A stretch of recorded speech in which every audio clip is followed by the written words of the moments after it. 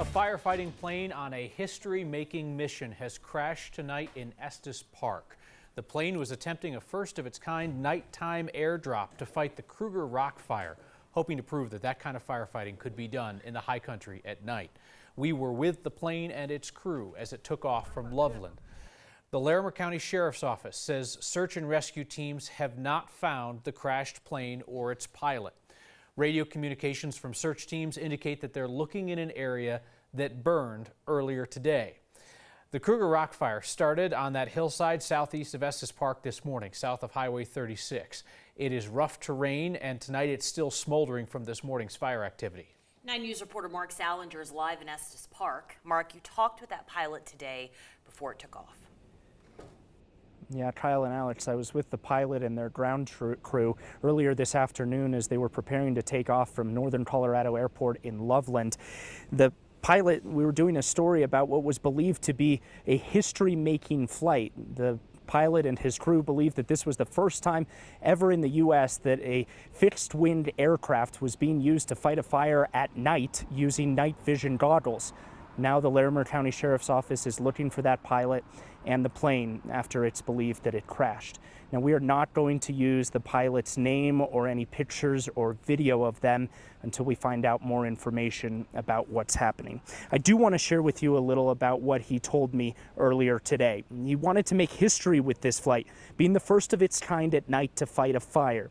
He told me this was a pretty cool thing to be a part of, and that it was a culmination of 5 years worth of hard work.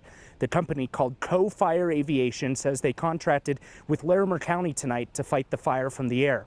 Here's what a different pilot with CO Fire Aviation told us about the flight tonight. You're talking about groundbreaking technology that's being implemented for the first time ever in the history of the U.S. An aircraft's going to be dropping retardant from a fixed-wing airplane on an actual fire. Now, the plane was planning to fly all night long as firefighters on the ground needed it to, dropping fire retardant on the fire. The company had been working for years to train and practice for flying at night.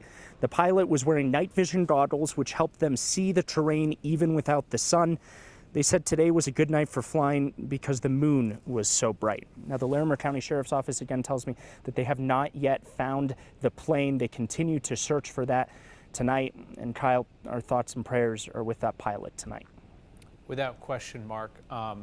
We have been reporting on this company for some time and their plans and the approval that they got to go forward with this. What they were looking to do is more dangerous than these same operations during the day. There's a reason why this typically is not done at night, but they had spent a lot of time practicing and preparing to make it as safe as possible, with the end goal of being able to fight these fires from the air 24/7 and not let fires get ahead of fire crews overnight. I talked to the pilot about it today, just a couple of hours ago, right before he took off.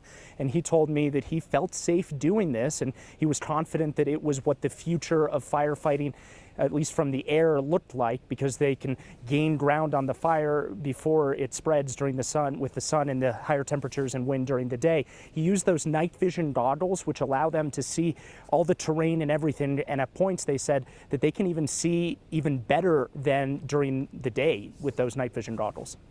All right. Just gutting what seems to have happened tonight. Mark Salinger, thank you for your reporting.